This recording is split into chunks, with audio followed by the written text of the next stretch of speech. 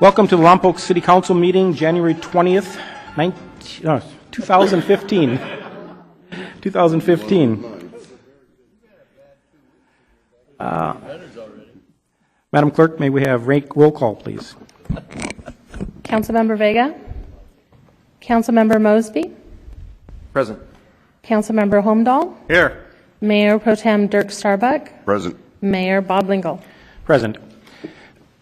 Oral communications. Anyone wishing to speak to us concerning any subject? Seeing no one rise, we'll close oral communications. We are going to recess to closed session, in which we'll discuss one issue, a conference with labor negotiations.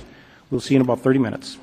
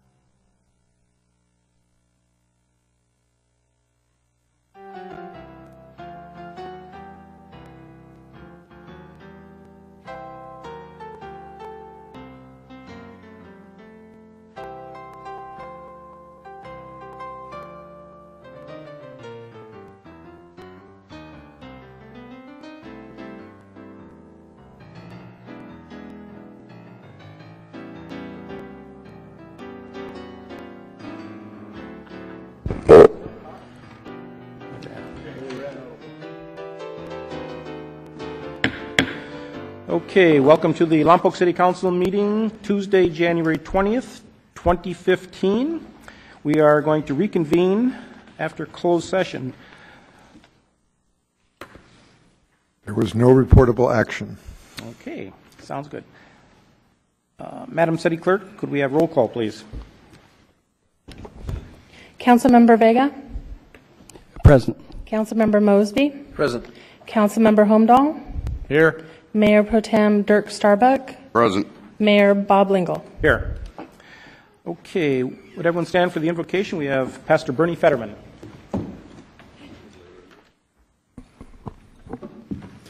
Let us pray.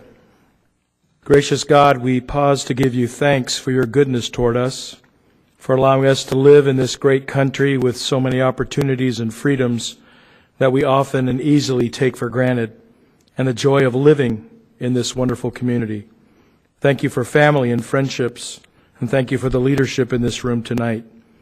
I humbly ask that you give wisdom and insight to our mayor, our council, our city administrator, our city attorney, as well as all who will speak and share this night in matters of our city. No one of us has all the perspective and insight, so we call upon your wisdom and guidance. No one of us has all perspective and insight, so help us to receive the gifts of wisdom and clarity that others bring, for we are better together. In the midst of times of darkness, thank you for your light. In the moments of despair, thank you for your comfort. For, Lord, you are good. We ask for your continued protection and safety over our police and fire department personnel, and bless and watch over all employees of our city who serve us so well. Thank you for our schools and hospitals, care centers and hospice, and all those who serve deeply from their hearts. Replenish them and honor them for all they do. Watch over our military this hour, here and all over the world, and especially those downrange and in harm's way. Guide each of us to be people of character and conviction. Help us to listen and understand, and give us all spirits and hearts of humility and service for the good of others and for your honor. May you sustain us. May your face shine upon us. May you be gracious unto us. May you give us peace. In your most holy name. Amen. Please remain standing and join me in the Pledge of Allegiance.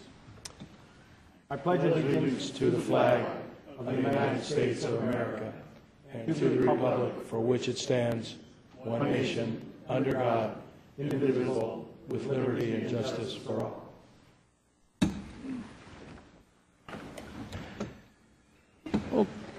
Okay, tonight we're going to start with a presentation by Library Director Jessica Cadiente.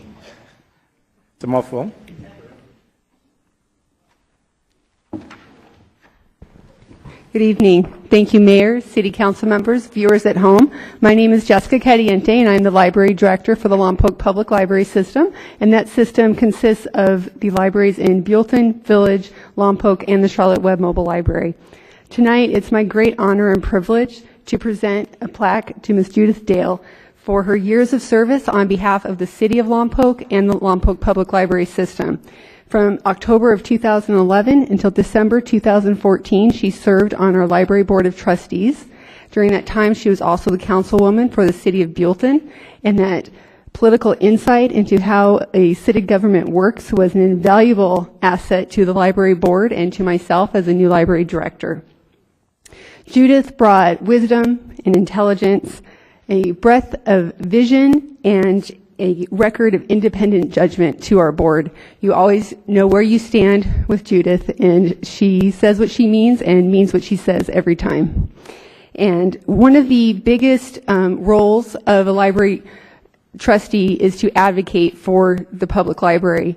And Judith took that role more seriously than any person that I've ever met. She continues every day to talk about the importance of the public library in this information-driven economy and environment.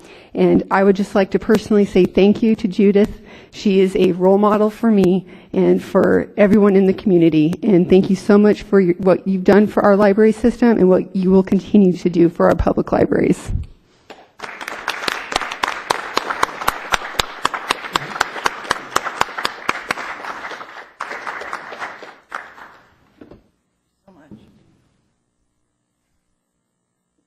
Well, do we have 3 hours for me to talk to you about the importance of libraries? Probably not. But I truly want to say that you have a gem of a library here, and certainly a gem of a board, and Jessica's a fantastic director. And I really want to say thank you, because I know how much you appreciate as the City Council and how much support you give to the library. The word library comes from the word liberty. And that is so important today. All of us in this room probably have 3 computers and 2 iPads, if not 3. But there are a lot of us folks in both Buellton and Lompoc that don't. And their only source is the library. So don't let people say, oh, it's just books and they're so passé. The library is really the center of a community, and it certainly is a center of liberty. I'm absolutely delighted that the library system is on its way to becoming a city department here in Lompoc. I feel that's long overdue, and I congratulate you and your city manager for looking into that and hopefully making it happen. And I just want to say thank you, thank you, thank you for your support and your continued support on behalf of the library here in Lompoc and the Lompoc Library System, which, as Jessica said, is the village library in Buellton as well as your fine library here in Lompoc. So thank you very much. I'm truly honored. Okay.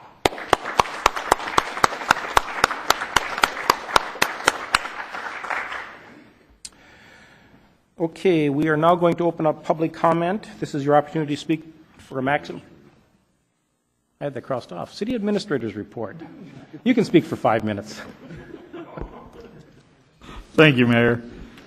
Just a quick report that I did attend the League of California Cities event this last week, and some of you joined me in that, and were able to pick up some good guidance about how we conduct ourselves in the public, how we conduct ourselves with each other, and really appreciated the opportunity to be able to attend that and hopefully advance our skill set here in working with the public and serving the public and in conducting our business. So I appreciated the opportunity. Just wanted to give a report on that. And I think I'll conclude with that. Thank you. Okay, thank you. Now we'll open up public comment. This is your opportunity to speak for up maximum 5 minutes on any item that is on the consent calendar. I've never gotten timed in the past. Go ahead. New mayor and new time limit. Okay, Mr. Mayor, council members, city staff, community members at home, Ken Austini, Lompoc Valley Chamber of Commerce, giving my regular update. It's been a while since I've seen you guys with new council members here and a new mayor. Congratulations to all of you, and looking forward to a great 2015 and working with all of you guys. Just a few updates and things we've been involved in the last, since December. December 3rd, we helped work with Union Bank on the Trees for Troop event. I don't know if any of you have ever attended that event. There's a vendor out of Santa Barbara area that brings 50 Christmas trees up, gives them to members of deployed families, a free Christmas tree and a stand every year. This is the third year I've been involved in it, so it's always a nice event. That was on the 3rd of December. On the 4th of December, met with the Lompoc Unified School District Collective Impact Group. I'll talk a little bit more about that in a second. There's a number of different groups working within our district as well as with Hancock and trying to develop pathways for kids from kindergarten all the way through college. And this is just one part of that. On the 5th of December, met in Buellton for the broadband meeting for the consortium. I think many of you remember about 2 years ago we had the first meeting here in Lompoc, a consortium of San Luis County, Santa Barbara County, and Ventura County to help develop broadband speeds in our three counties. We're light years behind everybody else in this state, and we received a grant for $150,000 to work on that. So that process is just really starting to move along a little bit. On the 9th of December, attended a newcomers briefing at Vandenberg. I do that every month. Amazing to me how many folks come in and out of that place every month. There's usually at least 30 people at each one, so say about 60 a month new military folks, few civilians coming into Vandenberg. So tell them all about Lompoc and what great things we have to offer. On the 10th of December, I attended a webinar with the Santa Maria Chamber of Commerce. The new chamber CEO there invited me to attend this webinar series that they actually pay for. There's no cost for us to attend, so it's nice to be able to have those resources and that cooperation with the Santa Maria Chamber of Commerce. On the 11th of December, we had our annual, and Dwayne, you missed it this year, we had our annual Ambassadors and VIP luncheon. We have a nice luncheon for them and thank them for their support of the Chamber. The VIPs are the folks that manage the downstairs desk, and ambassadors are the ones that help with the ribbon cuttings and the mixers and all those kinds of events. So thank them for their volunteer work. That same evening, we had a mixer at the Boys and Girls Club. Some of you, I'm sure, attended that. On the 12th, attended the Lompoc Theater Project, kind of the unveiling of their plans at Montemar Winery, and hopefully come late Friday, this next Friday morning, there'll be some headway made on that process, and they can start moving forward with that. On Saturday the 13th, attended the Toys for Tots and the hangar grand opening at the airport. Good stuff going on out there, and actually got to go for a plane ride that day too, so it was kind of nice. This December, we teamed up with the Beautification Commission to promote and select a Lompoc Valley Holiday Light Contest winner. We've done more now teaming up with the Beautification Commission to do these kinds of things. Cotty and his folks and the Beautification Commission are great to work with, and it's nice to see us doing valley-wide projects and not just Lompoc, not just outside the city limits, so it's nice working with those folks. Attended a meeting on the 16th in the Lompoc Valley Community Health Organization for the Crosswalk Project. We're actually going to meet again Friday to talk about that. As you may know, they received a part of the amount of money they needed, not enough, but enough to do at least one intersection. So we're going to start moving forward with that project, and hopefully at some point in the near future there'll be a four-way intersection in Lompoc with decorated crosswalks. Some of you probably already may know this, that my executive assistant, Dennis Hedrick, is retiring. End of February, he'll be leaving.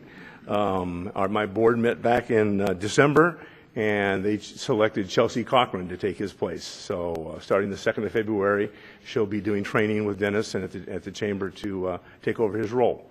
Big shoes to replace, and a lot of knowledge there that he has that hopefully in that month's time he can impart a lot of that with her, and he'll still be around, though he's not going very far.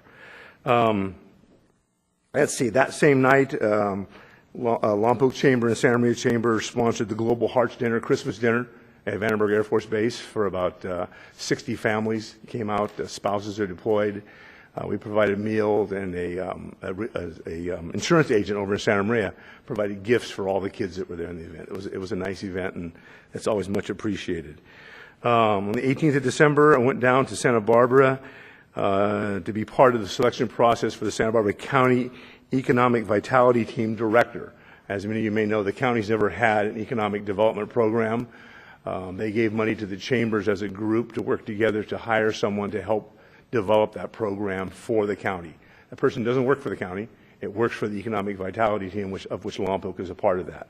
So the person just came on board in January. Her name is Zoe Taylor, and she'll be working. She works out of Santa Barbara, but her objective is to ensure that any businesses that want to come to Santa Barbara County come to Santa Barbara County. And maybe it doesn't work in Santa Barbara, but maybe it works in Goleta, maybe it works in Buellton, maybe it works in Lompoc, but to keep them in the county and not go other places. So it's kind of exciting to finally see something from the county standpoint in economic development. See, that same night, I attended Kacho Sachian's open house. That's all I know. Many of you attended that. It's always nice to show support to him because he always shows support to us when we need it. So I appreciate the fact he's around because he's a great person to represent us in Sacramento. On the 19th, I went up on top of the hill and helped put up Christmas lights. Will Schuyler and I and Jason Reynolds. That's always interesting doing that. But it's nice to see those up, and I think people appreciate when they see them because it really is a nice thing to see as you come into the city. On Saturday, that same Saturday, it was involved with the Village Dirt Bags and their annual bike giveaway again to kids of deployed family members. Gave away 125 bikes. I mean, quality bikes, helmets. Bikes were custom fit to the kids. It's just a great event. It only lasts 2 hours, but it's just a really good event. 7th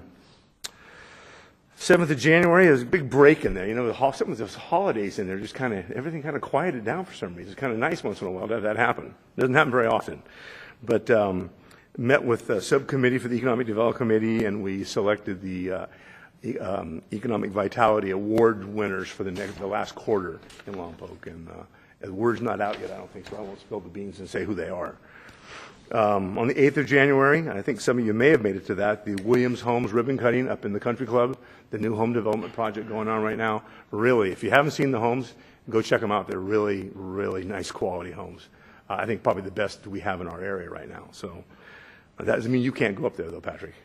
You can go look.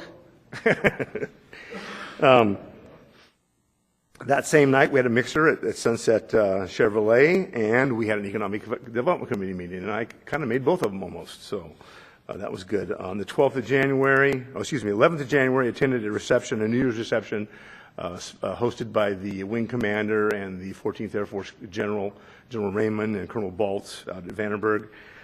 12th of January, a group has started to meet. It was organized by Hancock, but it's a leadership group. Teresa participates in it also.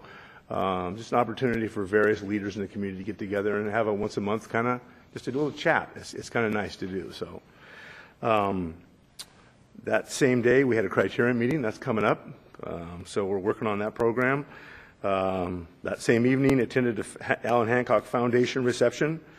On the 13th, met with a group to plan our next job fair, which is coming up in the middle of April.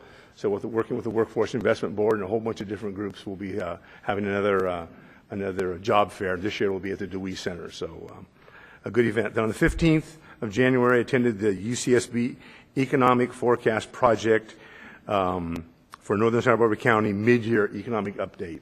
So things are looking pretty good. A few things, and one specifically about it really relates more to hotel night stays in Lompoc, way down, and that's something that was kind of disturbing to see that. But with that said, I met with the Tourism Investment Group today, Visit Lompoc, and that process is moving along. They're looking for their kickoff probably sometime next month to really get that process moving. We're working on a grant process for groups to come in and request funds to help support activities that bring people to Lompoc and people to hotels. And they're excited. I'm excited that it's really starting to take hold. And last but not least, had a wrap-up meeting for our Shop Lompoc, Sip Lompoc event that we had in November to get feedback to try and make those events better. That event, the Sip Lompoc event this year, generated $2,100 to support the Lompoc Library Foundation. So I know they appreciated that. So we gave them a check last Friday night. So I know they appreciated that very much. And it was, again, trying to make things better for the future. So any questions? Questions for Mr. Ossini? Oh, I'm sorry, your dad was Mr. Estini, you're Ken. Ken, thank you. Okay, thank you, Ken. Okay, anyone else for consent calendar?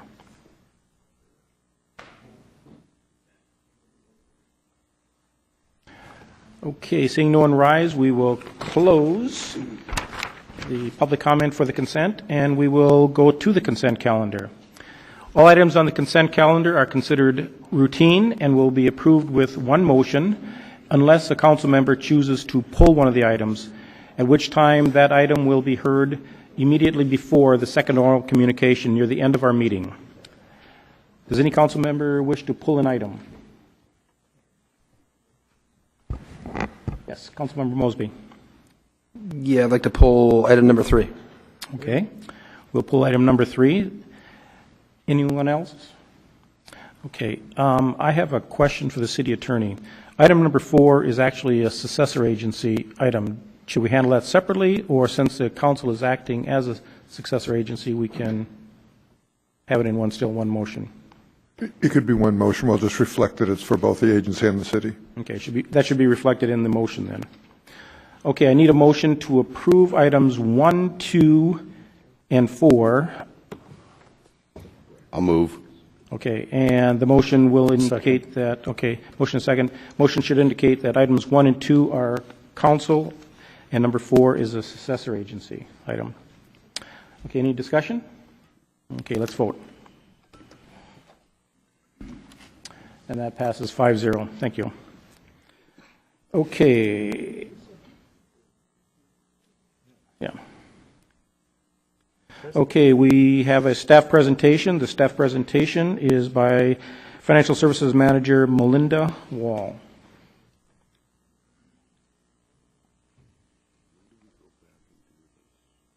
It is just before, right here, right after. Okay. Yeah, almost the end. Thank you, Mayor Lingle and council members. I want to express my appreciation for the council interested in sharing this information for the utility, that we prepare for the Utility Commission. Excuse my voice and my breathlessness. It's part of it's being excited to present this, but I've also got a slight cold, so I apologize up front. This report I'm going to show you is for the year ending June 30th, 2014, and for the first quarter of 2015, which is 3 months up to September 31st of 2015, 14-15 fiscal year. The utility funds for the Utility Commission are composed of these 5 general funds. It's the water fund, the electric fund, wastewater, solid waste, and broadband. All of these are city funds that are enterprise funds, as they act like a business type fund. What we have here, I'm going to start with water and explain how this is laid out. What we have in the first column, the full fiscal year, is the amount that's budgeted, and that includes any revisions, any supplemental appropriations. This is all reflected in these line items. The expected is what we anticipate we're going to get year to date. The actual is what we actually got. And the last 2 columns, year to date and a projected full year, show 12 months. Now, those 2 last columns for the last period, which is June 30th, are going to be the same, because when we're talking about quarters, it's going to show approximately 25%. At the year end, it's 100%. What we show in revenues, we don't break down the revenues too much because those are all usually user fee revenues, and except for small things like interest or rentals, you're not going to see too much difference. For the expenses, what we've done is broken it down for personnel, salary and benefits, operations, capital outlay, debt service, and other sources. For water, the other sources and uses are charges for customer service representatives charged out to other funds. What we have here is, in the very end, you can see that the variances are for salaries and operations are within our expected range. Our capital outlay, it's only showing that we spent $284,000. Many of the capital outlay projects, when they're first budgeted, take several years to actually go through the project design, going through engineering, and completing. So as of June 30th, we only spent $284,000 out of our capital outlay items. Debt service is fairly fixed. There's a reason the variance was, there's a variance there is that because we had a refunding and saved some money, so that was a good thing. This is just to give you an eye shot of the revenues and expenses, where we expected to see money spent and where it was actually expended. The little dip in February, and there's also a smaller little dip in September, reflect the timing of our debt service payments. The rest of it, we anticipate that salary is going to be hitting exactly when the expenses are incurred. We expect that for all the funds, that any operational costs or supplies are going to lag 2 to 4 weeks behind their actual expenditures. So you can see that we have actually a good projected revenue, actual revenue over what our expenditures are. This was very necessary as we had a negative cash balance at the year end. We still had a slight negative cash balance. For wastewater, it's the same situation. So we're showing just one line for revenues and our expenditures. Again, what you can see here is that operational costs were kept and personnel costs were kept within a very close budget amount. The only difference was some of the capital outlay items were not enough to be considered capital when they were moved to operations. Debt service reflects our state revolving fund and our bond payments. These items, if you have a chance to look at your financial statements, are going to be a little bit different because on these reports, we're not trying to show the accounting procedures for depreciation. We want to show you the exact amount we spent on capital outlays so you actually have an idea of what's going on there. So if you have a chance to look at the financial statements and compare to this report, we're trying to give you a dollar of value so you understand what we're doing here. Again, this chart is great to show you when we actually received revenues and when we're getting our expenses out. So you can see in August, that's our $5 million payment. The blue line is your actual expenses, and your green line is your actual revenue. And you can see that there's a big difference, and we catch up almost to the end of the year. But as of June 30th, that you can see in August we need to have that money set aside. These reports are in thousands of dollars, so it'd be $16 million at the very top and $2 million for each step. So we're basically shy almost the exact amount of $5 million and in August, and we gradually creep up to it, but we should be able to have that much set aside at the end of the year, so when we have September come, we have August come, we can have our debt service paid and not have to borrow money from other funds. For electric, we actually were down in residential sales for our revenues, but our we received money in greater context with our commercial and our governmental cost. We also had some credit, carbon credits that we received that was about $500,000. In our expenditures, operations-wise,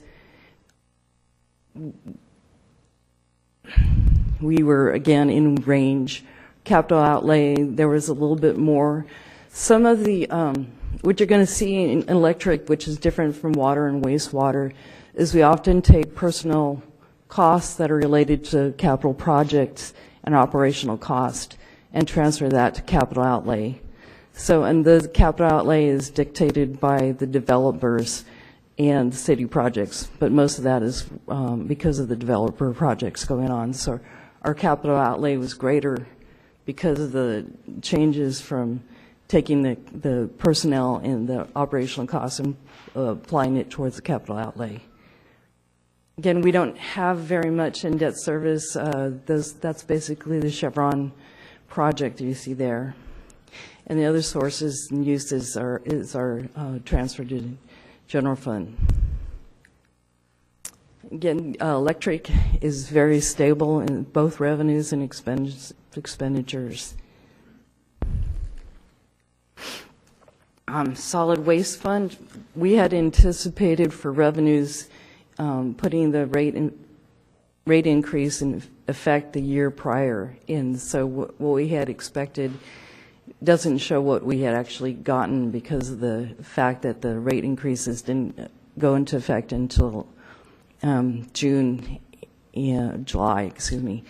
And that's delayed because it takes a full month before it goes on. Expenditure detail, again, you can see that our capital outlay numbers are very low because we didn't have our gas compliance system approved by the county, and so we couldn't go ahead with that project. We are also anticipating about $1 million in a loan from the state, but that can't go into effect until we get that gas compliance system approved by the county. And you see that our revenues are actually better than our expenses.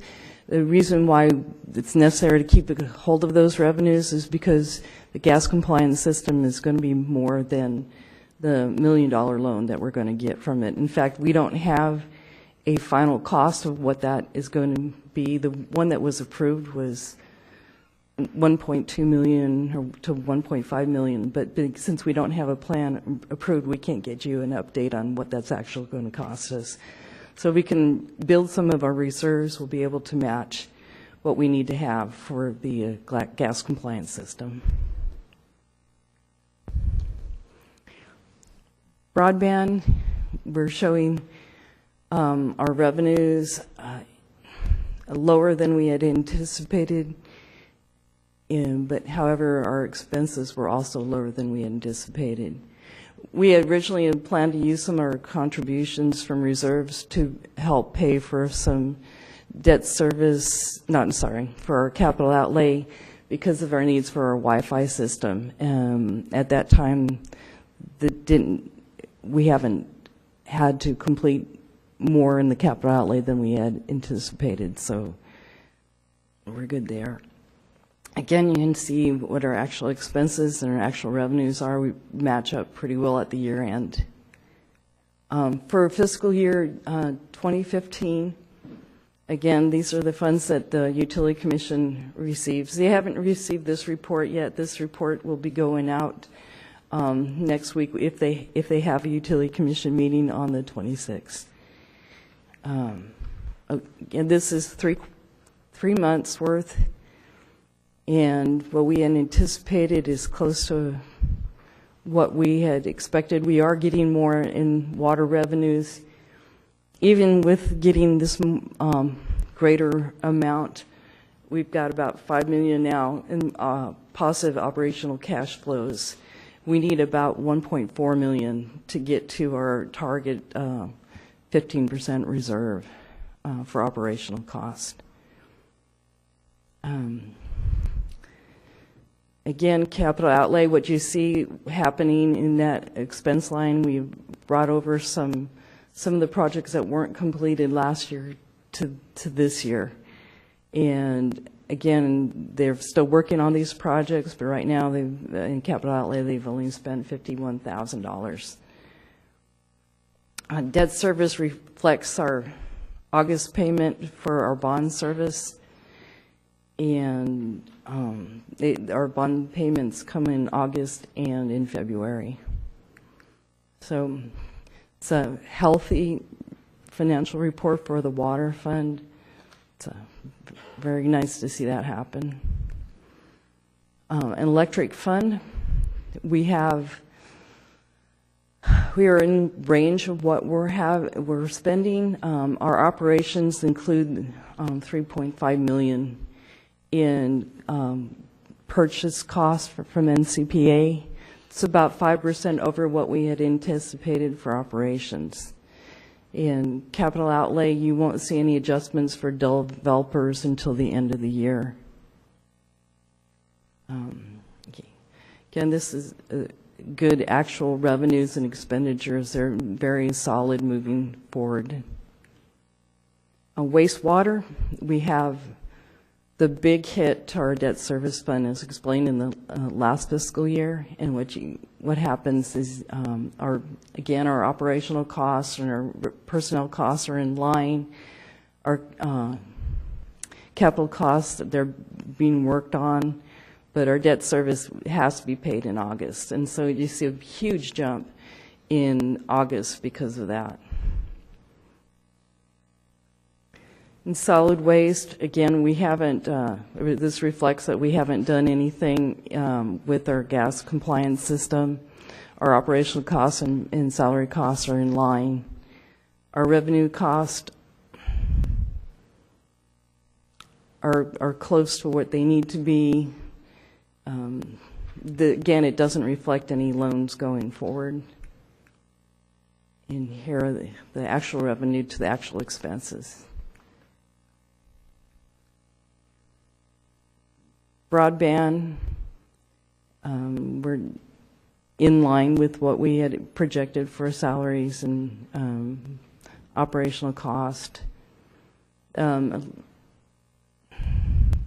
Capital projects, I don't know if we have too much going on with that for this current year. And debt service is kind of at the end of the year. The nice thing about the debt service, our external loan for the broadband will be paid off in October. You don't see that reflected in this report, but so at this point during the next budget cycle, we'll be able to budget to repay the electric fund for the internal borrowings. And here's your broadband fund. And glad to, oops, sorry. Just turn it off. Thank you. Thank you, Melinda. Councilmember Starbuck. I just had a quick question. You just said in broadband that we were going to pay off an external loan. What loan was that? It was when broadband first got started to get the hardware equipment set up. This isn't the loan that the electric utility put in? No, we have another loan that was an internal loan that we'll be able to start scheduling to get that start paying off. And so during the next budget presentation, what we present to council is a way that we would suggest to start paying it off. And the electrical also, the loan from them? Yeah, that will. Okay. Yeah. Any other questions? Melinda, I just have one question. I hope you can answer it, maybe either that or Brad. When you're talking about the electric fund, you had mentioned carbon credits. Yes. I don't think the public understands what carbon credits are. Can you address that, or Brad, what a carbon credit is? I hate to put you on the spot like that. Sorry. Mayor, council members, I'll give this a shot, although the electric utility crew has been much more involved in this. A lot of the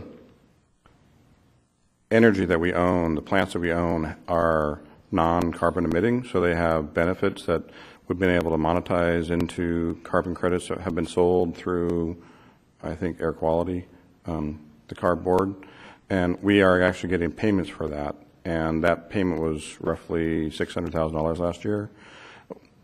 The caveat of that is that we have to spend that money on qualifying activities, and so Marty, the electric manager, has brought to you on various occasions what the intent of using those funds are for, and they're fairly specific. So although we're getting those credits, we just can't use it to offset our operations, but we can use it to minimize future costs. For instance, I think one of the things we can do is to reinvest that money into our facility at the geysers, the geothermal plant. That's one of the possibilities that we can use. So then there's a handful of other ones too. So, Thank you, and I think you did a very good job. yeah. I also want to kind of follow up a little bit on what Melinda did. That was a very good presentation. You'll notice that the graphs that were provided there are actually mimic after a business plan, monthly business plan report that NCPA puts out for all their facilities. And it was put up there. You'll notice that the second set that was for the quarter ending only had a couple of months, but it had the whole year of budget. We're mirroring what NCPA does for their geysers and the hydro facility to show the progression. So the plan that we have is to take the September reports to the commission, and then they could direct us to give it to you after they see it, but then give them one for October, one for November, one for December to show those incremental progression. So if something changes in that time frame, that group which asked us to provide that for them so they could not be caught flat-footed with any kind of future rate increases that could happen because of, say, electric rates start going up tremendously and we don't have enough capacity to catch up. They'd be able to recommend to you that we need to take a look at it sooner than may otherwise have happened. So that's the intention of these reports, is to give them ability to report back to you when something seems to be going not according to the models that we have set up for water, wastewater, and electric, and also for solid waste. So. Okay, thank you. Okay, any other questions for Ms. Wall from this council? Oh, yeah, I'm sorry. Councilmember Mosby. Yeah, Melinda, I wanted to thank you for doing this presentation. When I was a utility commissioner, I saw it, and I thought it was a fabulous report, and it's a lot of good information to bring forward to council and see. So you can thank me for calling you up here. But I know you spent a lot of time on it, and you did a really good job. And there's a lot of, especially the other pages that we just got a little while ago, the other 6 pages before the graph. There was a lot of important information that you'd established there, and I wanted to maybe I jumped the gun and got it before the utility commission got it, but I was a little excited. I wanted the council to see that as well. So thank you. Thank you. Okay, thank you. Now we'll go to oral communication. This is your opportunity to speak to the council on any item. You'll have a maximum of 5 minutes.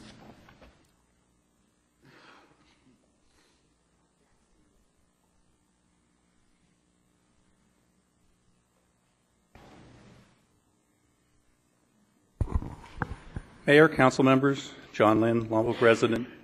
This evening I'm here representing the Lompoc Valley Parks Recreation and Pool Foundation, which I have been once again elected as chairman. And I just wanted to give the council a quick update and also ask for the public's help.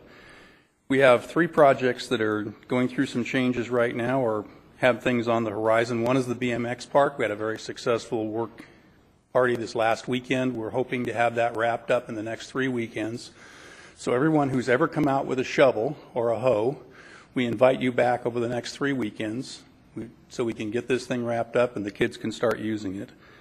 Number 2, the Fallen Warriors Committee is planning the Red, White, and Blue banquet, and they are looking for silent and live auction items. So if you have something you would like to donate, the banquet last year generated about $25,000 or approximately 1/3 of the cost of the Veterans Memorial. So appreciate any help on that. And our Disc Golf Committee is kind of becoming revitalized with a bunch of new members. So if anyone would like to join them, that would be great too. And finally, if the council or the public has a project that involves parks, recreation, or the pool in the Lompoc Valley, we are open to new committees forming. And the function of the foundation is to provide a nonprofit umbrella for an individual group to put together a committee and either create a project and dissolve if that's what they want, or to stay together. One of the things that's been suggested many times is a committee to raise funds for sports scholarships.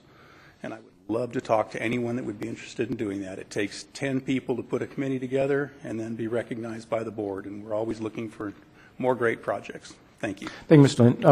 Mr. Lynn, is there a date set for the red, white, and blue ball? There is, but I had another meeting and I walked away without that. So next council meeting, I'll have the date for that. Okay, it's thank a little you. bit. It's a little ways away yet. We're Okay, not too thank you. close. Hey, before you leave, how do people get in touch with the Park and Pool Foundation if they want to help? Both the River Bend BMX Bike Park has a website that you can respond to, as does the Fallen Warriors Committee, or they can contact me personally. I think most people know how to chase me down, but if not, I know you know how to chase me down. So we look forward to speaking to anyone that would like to bring a project forward or would like to help with one of the existing projects. We appreciate the council's support on the many projects that we have going in partnership with the city. Okay, thank you. Anyone else?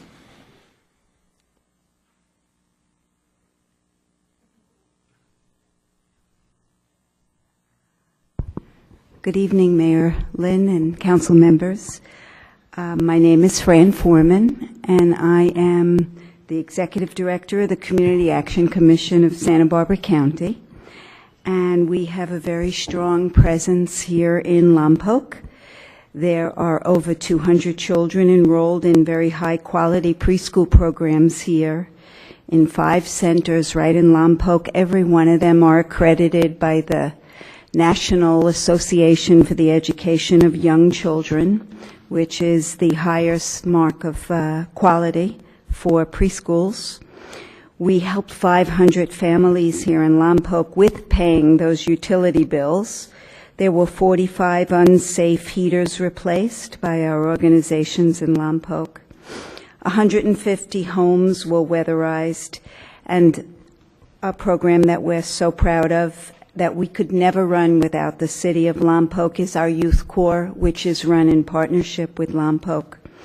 I heard Toys for Tots mentioned, and our organization stepped up this year and last year to run it here in Lompoc. And also I wanted to mention the fact that the food that is provided at the senior center is a food that comes from our organization. I'm here tonight to hopefully encourage one of you to step up to be on our board. Our board is made up of 5 elected officials, and one of them comes from the city of Lompoc. Ashley Costa represented very well the city of Lompoc. I hope I have some good news to share in that the board changed their schedule and it's not a monthly meeting anymore, it's every other month. So for this year it'll be 5 meetings. We meet at Pea Soup Anderson's every first Wednesday of the month. The meetings usually are about an hour and a half. And, you know, there is a representative from the city of Santa Barbara. There is a board of supervisor that's on our board, a representative from the council of the city of Santa Maria and the city of Goleta. So I'm really here tonight to hopefully interest one of you into that appointment, and I really look forward to working in partnership with you. Thank you. Thank you, Ms. Houston. Anyone else? Seeing no one rise, we are going to close oral communications. Now we are going to go directly to appointments, and coincidentally, the first appointment will be to the CAC, the Community Action Committee.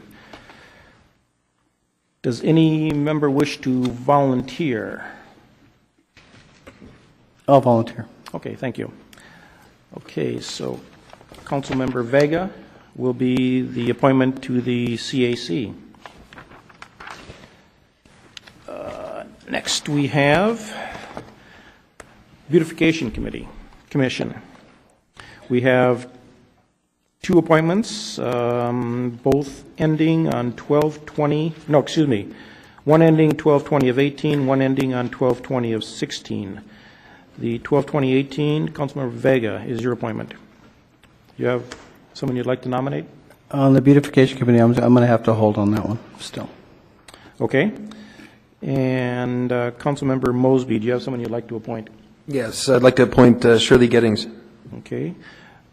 Do we have a second? Second. Okay. Any discussion? Let's vote.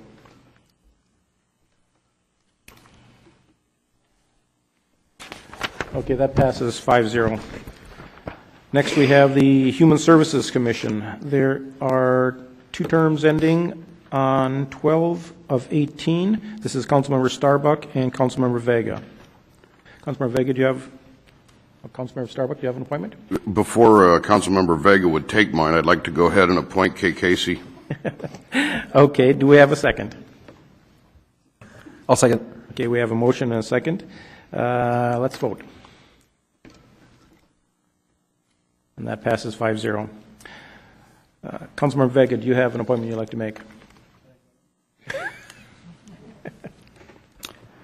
For the Human Services Commission, I'd like to appoint Maria Millsaps. Okay. Question, has Maria put in an application? She told me, I'm sorry. I'm sorry, Councilmember Vega. We have not received another application. Okay.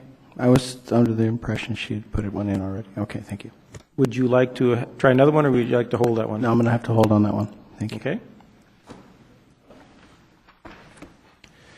Okay, next is Parks and Recreation Commission. We have 1 term ending 12 of 18 and 1 term ending 12 of 16. 12 of 18 is Councilmember Vega's appointment. Let's try this again. I'd like to appoint Christopher Braxton. Okay. Do we have a second? I'll second. Okay, we have a motion and a second. Let's vote. That passes 5-0. And Councilmember Mosby, do you have someone you'd like to appoint? Yes, I do. Charles Summer. Okay. I'll second. Okay, it's been motion and a second. And I see Charles is here. Would you like to say anything, Charles? Okay, let's vote. Oops, I'm sorry. Clear that. Revote. Oh, you no.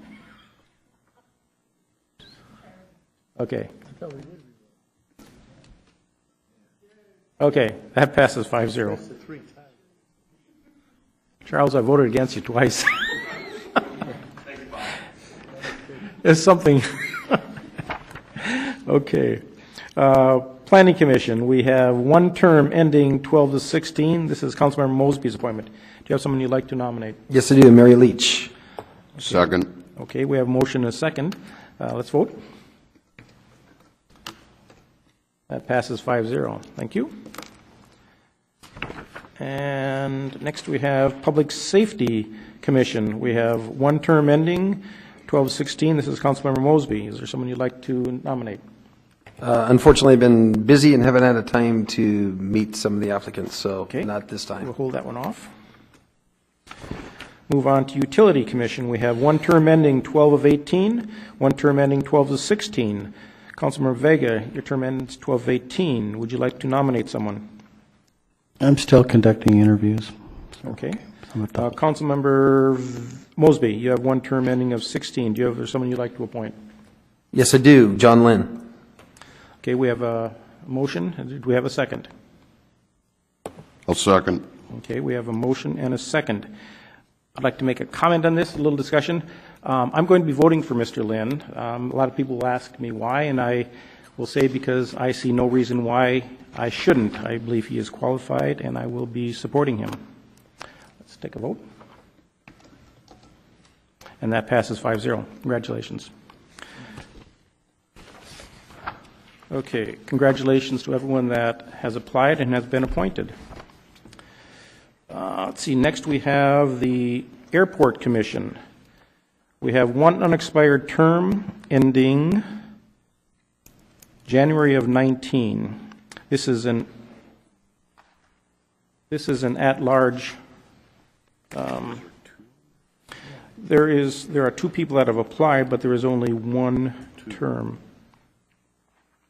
1 term ending 16, 1 term ending 19. Thank you. Okay, so I'd need a motion for someone for the unexpired term of January of 16. I'd move Ed Mendables. Second it. Okay, Ed Mandable for the term ending 1 of 16. It's been moved and second. Can we vote? And that passes 5-0. We have another term ending 1 of 19. Would someone like to make a motion? I'd like to make a motion that we put David Hughes on. Okay, and do we have a second? I'll second. Okay, we have a motion and a second. Let's vote. And that passes 5-0. And let's see. Then we have the Youth Commission. We have 4 positions. We have 1 adult position ending January of 17. There is only 1 person that has applied, so let's take that first. Would someone like to make a motion for the adult position? Okay. I'll go ahead and move. I don't have. Okay, I'll go ahead and move and you can second it. I'll move that we nominate Wayne Freelot, Sr. for the adult position. Second. Okay, it's been moved and seconded. Let's vote. And that passes 5-0. Okay, we have 3 youth terms ending January of 17. And then there will be 1 non-voting term ending January of 17. So let's take the 1 non-voting term first. Does anyone have an idea for the 1 non-voting term?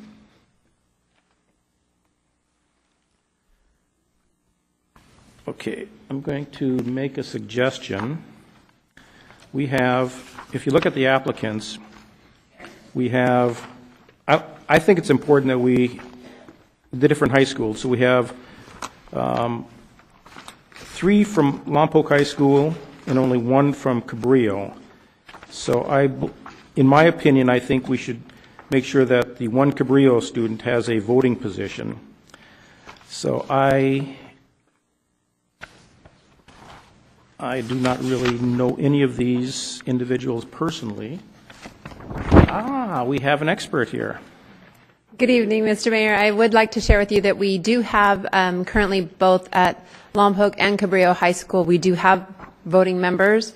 Currently, I have Michael Huggins is a current commissioner at Cabrillo High School, as is Hope Harrington, and Claudia Carrillo is a current commissioner at Lompoc High School, as is, I think that might be it. I think the other ones are on your So, list. Ms. Plummer, do we have like an equal representation from both high schools right now?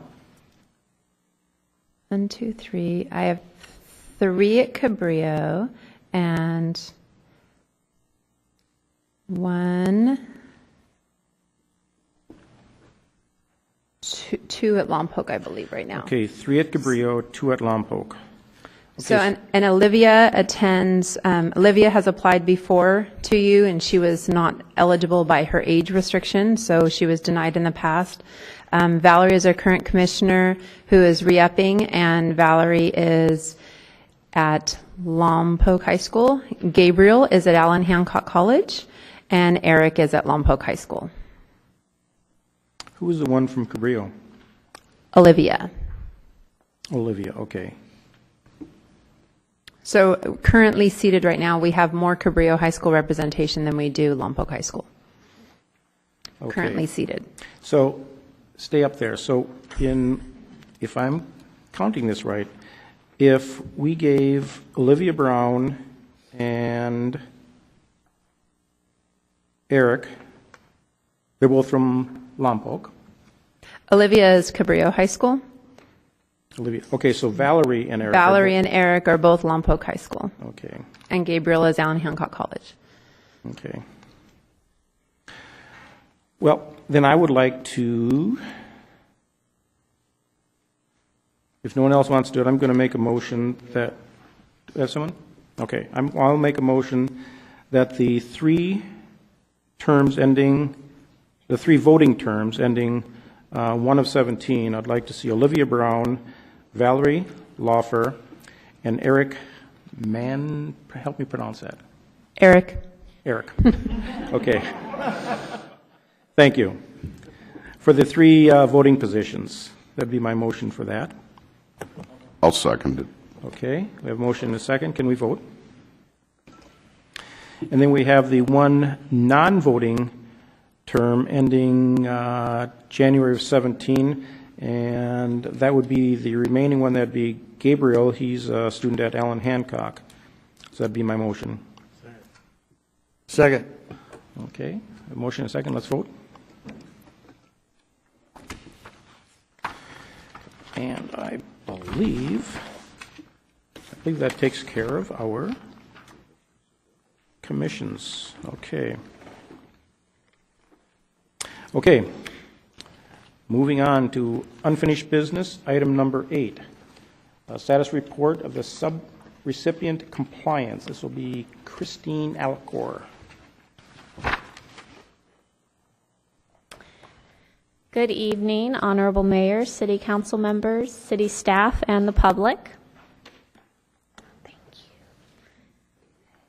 I'm Christy Alarcon, the Community Development Program Manager for the City of Lompoc. I'm here this evening to present to Council the status report on subrecipient compliance. The report presented tonight covers 2 mid-year periods, which ends up being all of the 2014 year. The subrecipient financial, programmatic, and monitoring reporting requirement policy was adopted by City Council May 6, 2014. There's a typo in my staff report, so I'm correcting it here. The policy requires an annual compliance report to be presented to the City Council at a public meeting, at least annually, by Economic and Community Development staff at the second meeting in July each year or soon thereafter. Also, the policy requires Economic and Community Development staff provide Council with a written status report on subrecipient compliance mid-year for the period of January 1st through June 30th and July 1st through December 31st of each calendar year. This is the component being presented here tonight.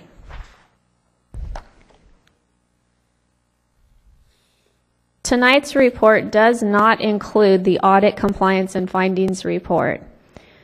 The policy requires the Management Services Department provide the Audit Compliance and Findings Report to the Economic and Community Development Department and City Administrator by May 15th of each year.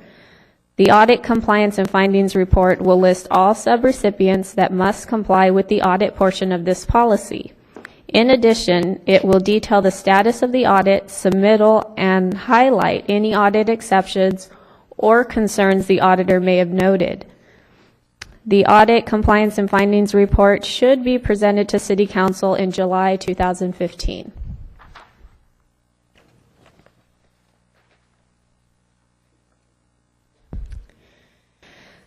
Economic and Community Development staff began the annual monitoring process in February of 2014.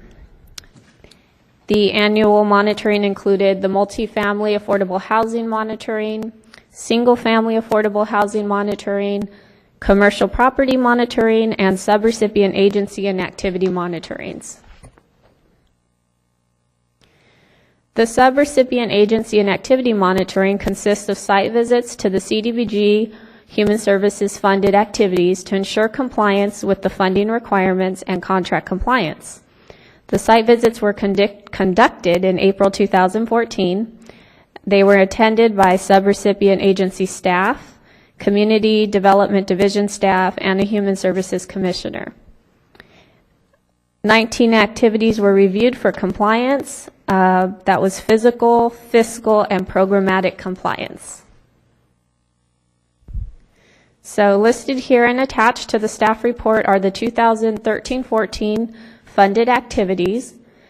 The report included the dates of the site visit, the commissioner in attendance, staff in attendance, and any findings, comments, or concerns noted. All findings and concerns noted were addressed and or corrected if necessary as of May 2014.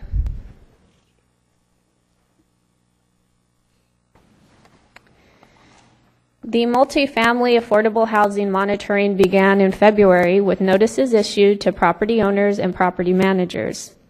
The notices requested information in advance of selecting the units that would be inspected, in addition to the site inspection. Those items required are listed here, which included project financial statements, occupancy summary reports, their affirmative marketing plan, rent rolls, their tenant income and rent certifications, copies of their current standard lease, or if they had a lease waiver, a copy of utility allowance, copy of their rent and income limits, the most recent, and their property management plan.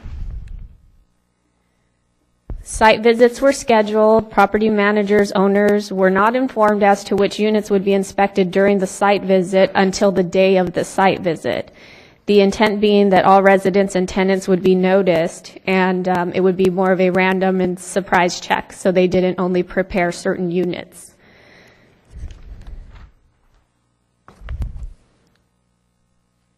Units that were selected at random, it was a minimum of 3 units from their occupancy summary report that they submitted, where we conducted the housing quality standards inspections of those units.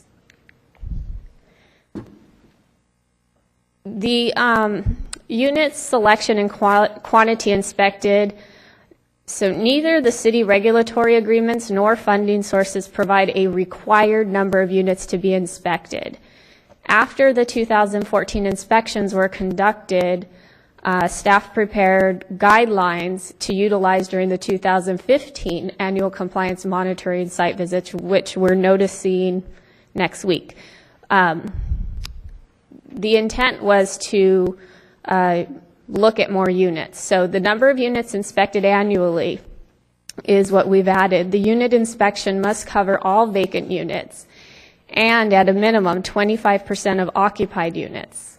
If the results of the review of the vacant units or of the 25% of project units indicate there are repeated violations of housing quality standards, then the contract administrator must complete a unit inspection of 100% of the units. This would, when we talk about kind of a repeat violation, you know, let's say we have 5 units we look at and all 5 of them have an electrical issue, then we want to look at 100% of their units and ensure that they don't all have the same issue. Staff will select units for inspection from the most recent occupancy summary report, with an effort to not repeat inspections of the same units year to year. By the 4th year of inspection, every unit should have been inspected once.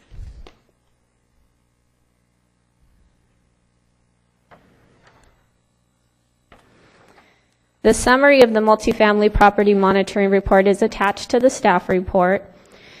There are 24 multifamily properties under regulatory agreement with the city. Due to the nature of affordable housing projects, multiple types of funding are often required. So the 24 properties listed here contain 45 regulatory agreements. The regulatory agreement types are listed there in the columns titled CDBG, Home, Redevelopment, Affordable Housing Trust Fund, and Inclusionary. So as you can see, there are some projects that had 4 different funding sources, which has 4 different types of regulatory requirements. The date monitored is also listed, and then whether or not they had a pass, fail, or not applicable on the physical inspection component, program component, or the fiscal component. 4 properties listed at the bottom are unoccupied.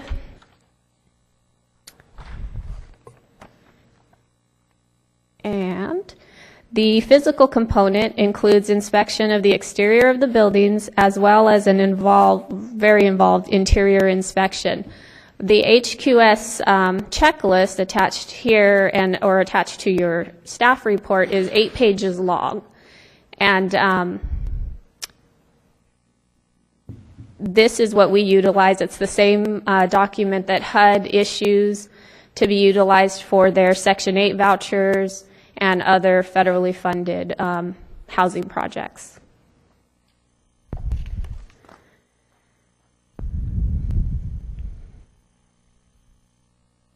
There we go. The program inspection includes a review of the program and project files, as well as the tenant files. City staff utilize this checklist to complete the review to give you a better idea of what we're looking at and answering yes or no if they have those documents in their files, and then also with regards to each tenant file that we select.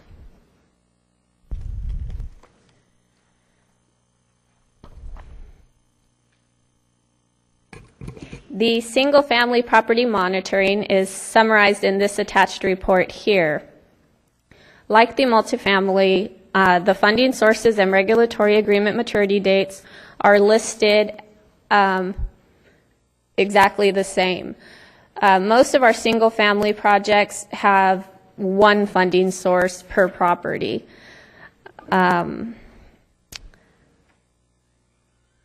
The only items with regards to our single-family property monitorings that are not in compliance today is 5 properties have expired insurance. So we are working with the homeowners to obtain updated insurance records. Some are not cooperative, so we are currently making copies of loan documents to get a memo over to City Attorney's Office to determine enforceability, what we need to do on our end to ensure our interest in that property.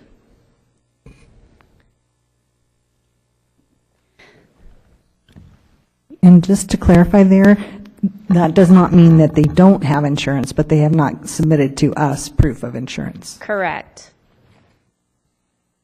Yeah, some of those originated in the early 90s, and either they changed insurers and they stopped sending them to us, and we're working to get updated copies from them.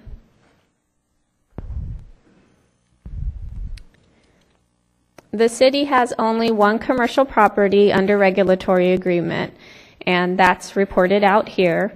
The regulatory agreement for this commercial property contains maintenance requirements regarding the exterior of the building.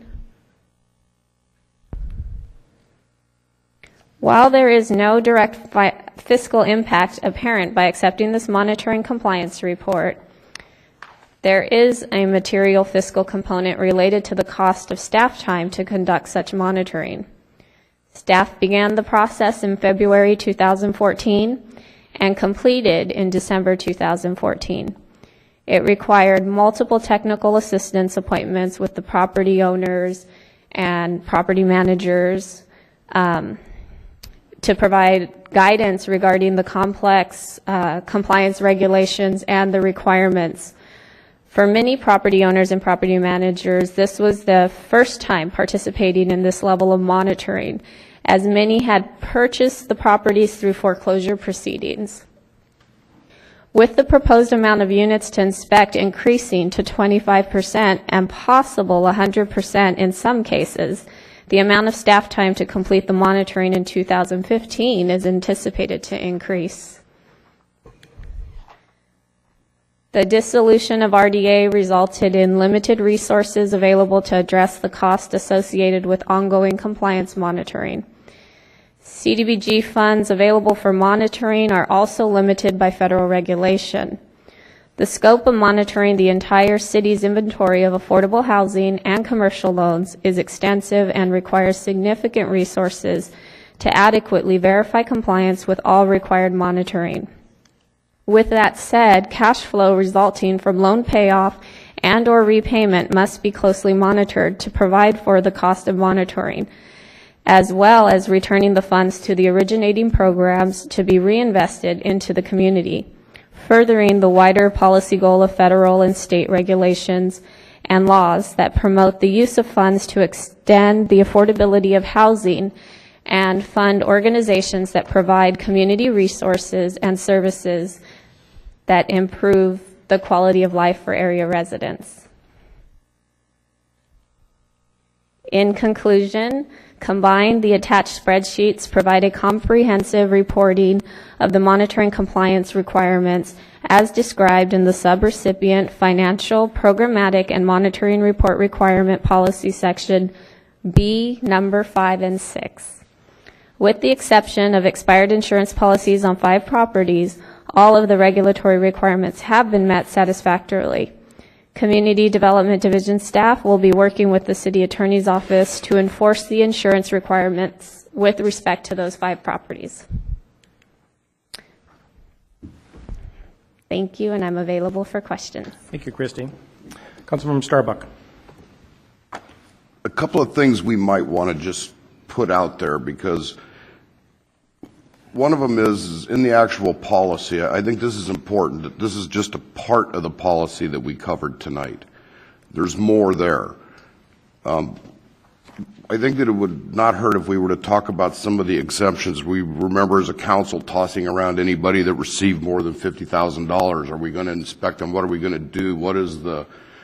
Who are the exemptions? And then the actual physical financial part of it. When are we going to discuss that, and where are the refi options that's shown? Sure. So to address those questions, the second meeting in July will be when you'll see the fiscal report or the financial report as to which agencies this policy is applicable to. This component, the program compliance component of the policy, is applicable to all the agencies that received any dollar amount of funding based on they signed a regulatory agreement saying that they're going to do all these things. They're going to provide affordable housing, or if it was a commercial property. So that's the program compliance side. We applied it to all of them and went ahead and reported it out.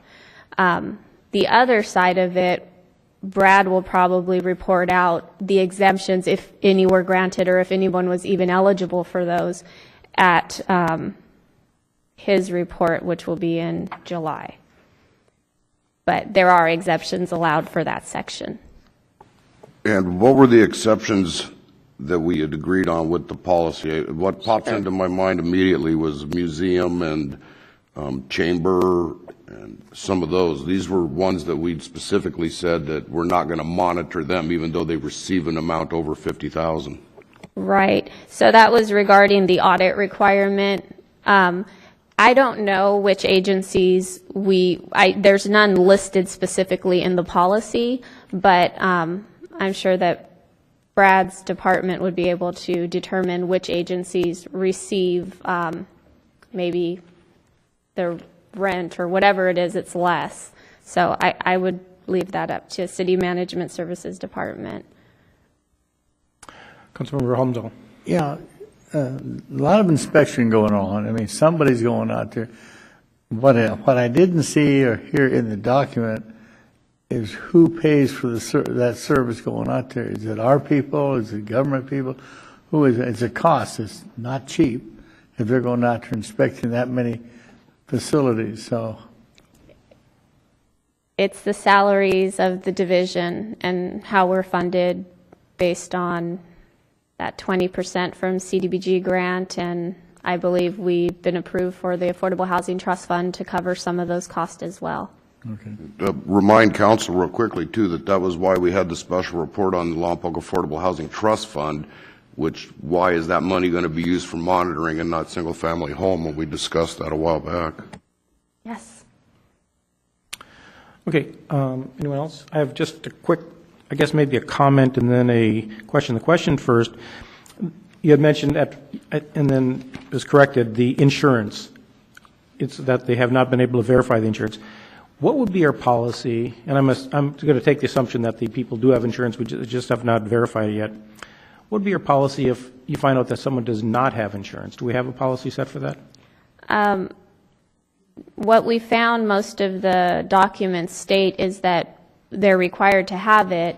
In most cases, the lender will purchase an insurance policy themselves to ensure their interest in that property and then pass that fee along to the borrower, just like anybody's mortgage insurance would do. If you have a loan against your home and you don't maintain your property insurance, they're going to give you the most expensive one out there and charge your loan for it. Okay. And I agree that's the way it should work, but do we have that in our policy that actually would happen? We're reviewing the documents now to make sure that it's in there before we do so. Okay, good. And then the other thing is you inspect 25% of the properties or apartments each year. At the end of the fourth year, you will have completed 100%. That's, I mean, I like it's a good, but there's a little bit of a flaw to it because the fourth year, the property manager knows exactly which 25% are going to be inspected. That's the challenge. So I think the key there is the unoccupied units. So we look at all the vacant units plus 25%. So there's turnover in all these units throughout the year. So it just matters. I guess what will happen is when our site visit hits in the year, which units are vacant, we get to look at those, and then we select 25%. Obviously, we don't want to go see the same units every year, so staff will make an effort to kind of review maybe code enforcement records and see has there been certain units that they've been receiving complaints on, and we want to go out and also take a look at those units. So we'll make every effort to try to see all of them. I'm sure you will. Okay. Thank you. Any other questions? Okay, let's open it up for public comment. Anyone have any comments, questions, concerns? I guess not. I guess you did a good job. Okay, we're going to close public comment. It'll bring us to new business, item number 9, which is a successor agency issue item. It's approve and authorize a submittal of the revised long-range property management plan.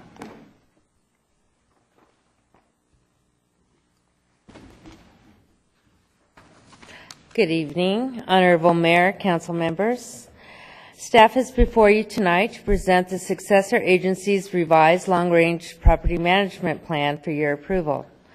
The original plan was approved by the successor agency's oversight board on September 16, 2013, and submitted to the Department of Finance for review and approval on September 26, 2013.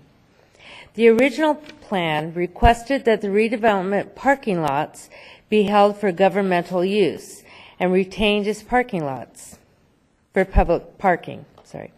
However, public parking did not comply with the Department of Finance's interpretation of the definition of governmental use. The Department of Finance suggested the agency amend the plan and consider an alternate permissible use, such as the sale of the property or to retain the property for future development. The revised plan has been amended to reflect holding the parking lots for future development. The previous plan did not include the successor agency's financial interest in 2 real properties represented by deeds of trust that secure 2 current agency loans. Initially, it was interpreted that since the agency did not own these properties, they did not need to be included in the long-range property management plan. After seeking direction from the Department of Finance on the process to release the theater loan, the Department of Finance suggested the long-range property management plan would be the tool used for the disposition of the successor agency's interest in the deeds of trust on the theater.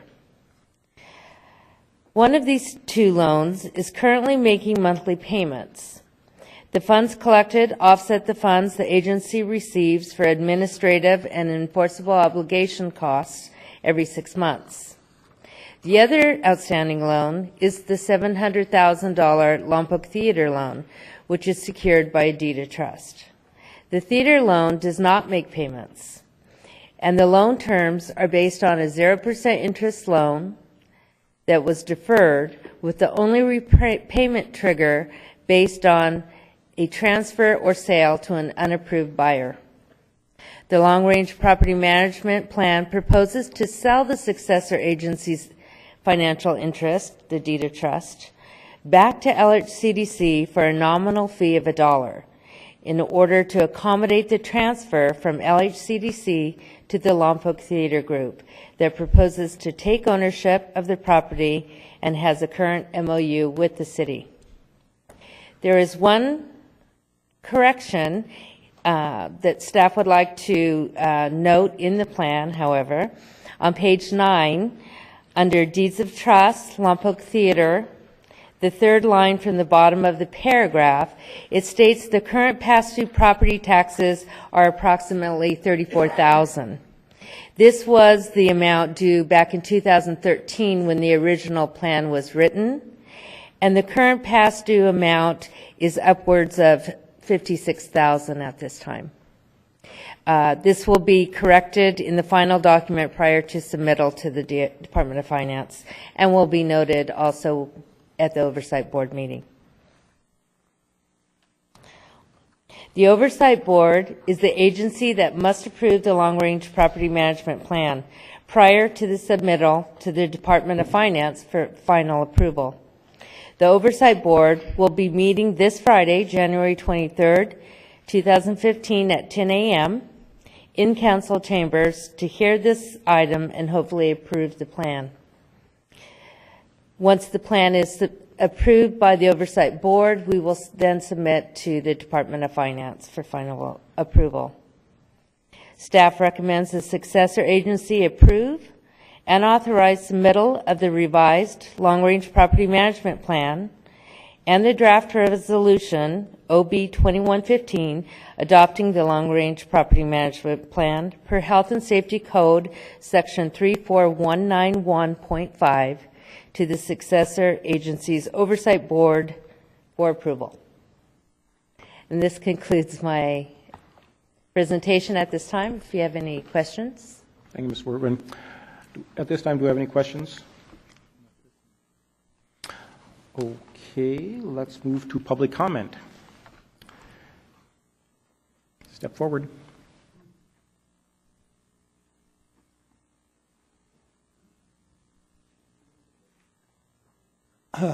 Mr. Mayor, City Council, my name is Mark Harrier. I am the President of the Board of Directors for the Lompoc Theater Project.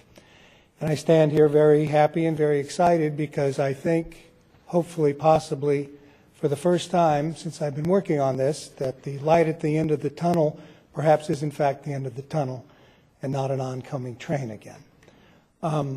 We stand before you very excited about the possibility of this happening. We are stronger than we've ever been. And I'm here primarily to thank you all for your efforts on our behalf, in particular the staff of the city, and certainly Mr. Roos has achieved Herculean things with the Department of Finance. So I'm here just to thank you and to answer any questions you may have as you wrestle through this and make this decision. Well, Mark, I just want to wish you and your group all the luck in the world because I think you're right. This probably is the last chance for this theater. I have no idea what happened if you do not succeed, so I wish you all the best. Thank you. There's no way that that's not going to happen. We are ready for bear, and as soon as we get the keys, you'll be astonished. Okay. Yeah. Thank you. Bob. Oh, I'm sorry. I'm just real pleased to have you doing what you're doing too, because the interesting thing that the theaters are now the mainstay of downtowns, and look what Guadalupe's doing. They're doing the same thing. An old theater they've had there, they're going to remodel and bring it back to life. Throughout the state and in fact the entire country, there's a model going on. I'm going to Tucson at the beginning of next month to meet with the executive director of the Fox Theater in Tucson. That was a rundown downtown that the theater not only itself has revitalized, but what it does is when a theater reopens, it brings energy to the existing businesses, and they get excited, and suddenly all of the, it becomes this perfect storm of goodwill and excitement. And now, whereas no one went to downtown in Tucson, they've now built a trolley that goes from the University of Arizona to get downtown so that people can do it. It's happening. It happened in Fresno. It's happening in Merced. It happened in Modesto. It will happen here. Mark, one last thing. I know you don't have a crystal ball, you can't give me a perfect date, but best and worst case scenario of when we can see the first presentation inside that theater. Okay, well, in a perfect storm and Friday going well, like I hope it does. The 90th birthday is in 2017, so that would be a good date for to have our first production there, and that's certainly our hope. Obviously, we have done quite a lot without even having the keys. So if we can exponentially ramp that up when we do have the keys, and we have people just waiting to write us checks, and all they say is, when you get the keys. I think it's feasible that that would happen, but I would say realistically we are looking, best case, 2.5 to 3 years, worst case, 5 years. Okay, again, good luck. Okay, thank you. We wish you all the best. Thank you. Anyone else? Seeing no one rise, we're going to close public comment and bring it back to the council. What? Oh, we discussion and make a motion. No discussion? Do we have a motion to accept the staff report? I'll move we accept staff report on this. I'm sorry. I'll second. They can't hear a nod. Okay, thank you. We have a motion and a second. Any further discussion? Let's vote. Excuse me. Yeah, just I believe you need to approve the recommendation and the submittal of the resolution. Joe? That was in the staff report, or staff recommendation. the concern was, I think, because it was to receive, and we just want to make sure that we knew your yes vote was also what's in the recommendations here. That's Thanks. part of my motion. Okay, we have a motion and a second, and I believe we have voted. That passes 5-0.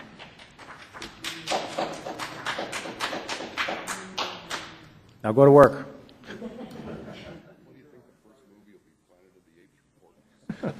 Okay. Let's go to written communications. We have any written communications? Nothing.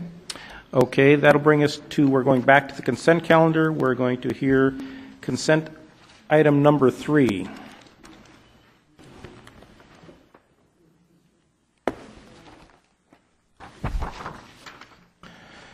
And we have Mr. Garcia.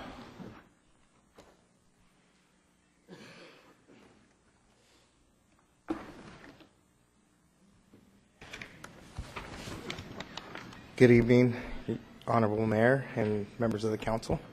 I'm Gabriel Garcia, Human Resources Manager for the City of Lompoc. I'm here to answer questions that you may have on item number 3. Okay. Who pulled it? Okay, go ahead. Question. Councilmember Mosby. Yes, I had a couple questions here. And I think you might have been shared with some of these questions already, so they're not going to shock you, I guess. Yeah, I brought some help with me. So. Okay, very good. I was just wanting to know how many positions are covered by the revised plan. Sure. Brad Wilkie, I have that number for you. Just to give you a little bit of context, the number of positions that are budgeted and benefited is about 367 this year. So the number of positions that are covered by this group of proposals is 92. And there's 110 actual bodies in those 92 positions. Okay, so that means you said 92? Yeah. Okay. And you kind of answered my next question, I guess, already. Then how many current city employees are included in the compensation agreement? Yeah. So that's 110. So there's some categories that have more than one person in them. Okay. And then again, moving on with my next one, what is the total cost of the revised compensation plan from all the fund sources for pre-increases? All 4 plans, because there's 4 separate plans we're talking about, all 4 of them together for the roughly 2.5 years is $1,073,000, and that's broken down by roughly $761,000 for salaries, $127,000 for benefits other than pensions, and $185,000 for pensions. So. You did get my notes, didn't you? Yeah. Okay, then the next one, what is the total cost to the 13-15 budget? That's part of the resolution for the supplemental appropriations, and it's about $42,000 for the remaining term of the 2-year budget. And it's coming from The supplemental revenues is showing that it's coming from reserves, but what will likely happen is it will come from either salary savings or other savings. In the 13-14 year, we had about $600,000 of savings budget to actual for the whole entire general fund. So I would foresee that that would be something that would happen with this remaining 11 or 12 budget payroll cycles. So we're showing it comes out of reserves, but at the end of the day, it may not actually come out of reserves. It will depend on other activities going on. And do you have numbers for the 15-17 budget? It's approximately, this is an estimate because we don't have an actual body count for the number of people that will be authorized for 15-17, but based on the status quo right now, it would be approximately $1,031,000 for the all that 110 people over the 15-17 cycle.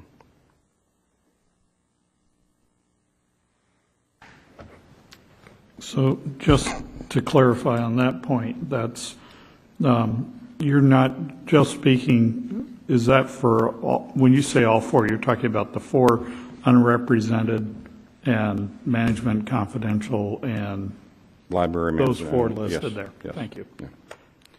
And to put that in context, the overall monetary budget for one fiscal year is about $22.5 million in that neighborhood.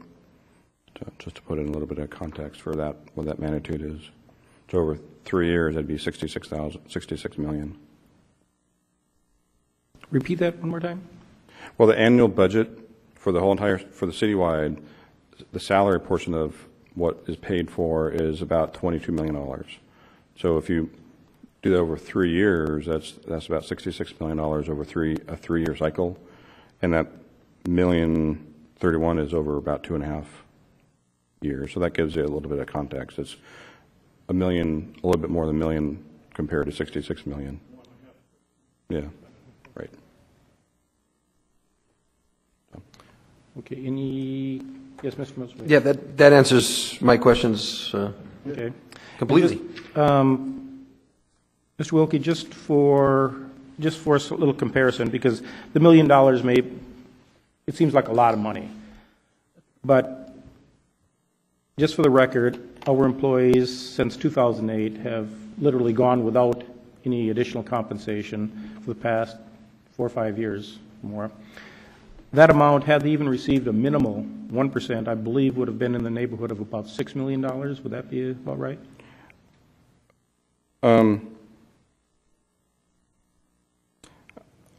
I looked at it a little bit differently. I looked at, when I was asked to kind of look into this, I looked at what the cost of living increases have occurred through the Bureau of Labor Statistics, and cost of living over the last 3 budget cycles has gone up about 9%.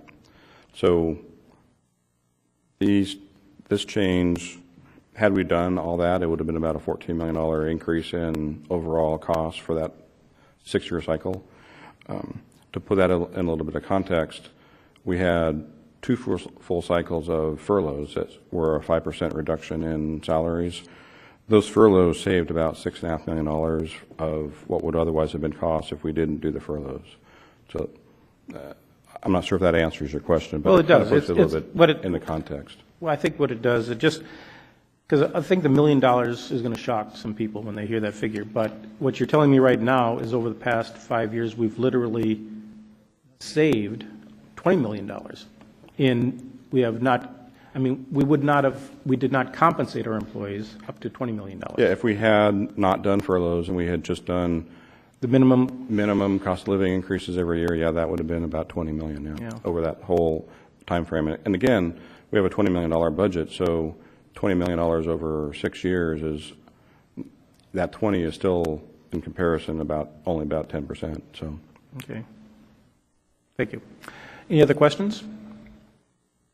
Okay. Point of order. Do we need, or should we have now public comment? As we had public comment on the consent calendar earlier, we had none. But since we brought this back, should we allow public comment?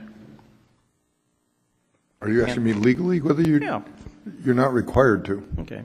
Whether you should is a decision for you to Okay. make. I think I will. I'll open this up for public comment before we vote on it. Anyone want to say anything about this? I love it. Okay. Okay, we'll close public comment, and we'll bring it back to the council for a motion. I'll make the motion to approve as written. Okay. To accept staff recommendations. I'll second. It's been moved and seconded. Let's vote. Okay, that passes 5-0. And Mr. Mosby, I want to compliment you on talking to staff ahead of time, letting them know with questions. It makes the meeting go much more smoothly when they're prepared. Not that they would not have been prepared anyway, but it makes it go much more smoothly. So thank you very much, Mr. Mosby. Okay, we are going to now go to our final oral communication. You'll have up to 2 minutes to discuss any issue you wish. Seeing no one rise, we're going to close oral communication, go to council requests, comments, and meeting reports. Let's see, we'll start with Councilmember Vega. Yes, I did attend the League of Cities out there. We're at city paid for my room and transportation. So, and that was really beneficial. We really did learn quite a bit. So, have a great. Thank you. Councilmember Humdahl. Yeah, I also made the Air Pollution Control District meeting as a new member being seated there. And also, 2 weeks ago, I had a nice tour of the water treatment facility, and we had wastewater treatment. Tim Smith and Robert Archer both took me around there. Came up with a very interesting thing is that we have a byproduct that's being produced in that facility. And it surprised me that I guess nobody's ever talked about it. It's a product that could be used for reclamation or agriculture. And it's we had to haul it clear out way to the east, and we're paying for that truck going under. I think if the commission would look at it, they could find a way to make some money off it. Sea Light Corporation has to reclaim their property every year as they move through it after they get finished with it. This product would work real good because I had the same thing on our ranch. We use byproduct. This would here go in there, work into the ground, and they come in. So I think it's something that the commission should look at. I think a neighbor to the west could utilize the water if it's set up right. He could also use it in agriculture ground that he has there. So I think that they should be looking at it instead of shipping it out of here. Let's use it in Lompoc. That's it. Mr. Mosby. I as well attended the League of Cities. The city paid for the trip and the room and board and everything else. Thank you. I have no reports. Okay. And You didn't go? no.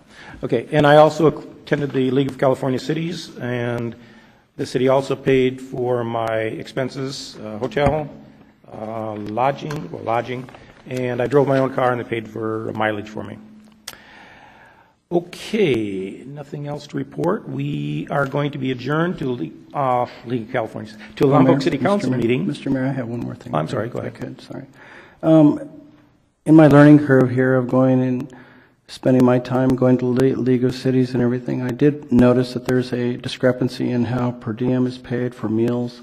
I'd like to bring it up that I think that policy should be, after doing my homework, looking at the government and how they pay for it, as far as meal allowance and everything, not have to be paid out without having to come back with a handful of receipts, okay? I There's did, two policies just there. for clarification, we can certainly look at it, but just for clarification, I did check into that today, and fortunately or unfortunately, the city council falls under different regulations than the city staff does. So because of 1234, we as elected officials are required to give receipts for our travel. City Attorney, is that fairly accurate? I'm sorry. That's correct. And is that something we as a council could change, or is that law? That's state law. Yeah, so unfortunately, Yeah, I wanted to clarify that because on the meal allowance is in particular, correct. okay? Yeah, so we fall under a different category than the city staff does as elected officials, so. Okay, thought I'd bring that up and clarify. Okay. Thank you. Sounds good. Anything else? Okay, then we are adjourned to a special joint meeting of the Ethics Training to 6 p.m. on Tuesday, January 27th in council chambers. We are adjourned. Quick question on that, by the way. I'm anticipating 3 of you have already received the meeting. Since we have already received the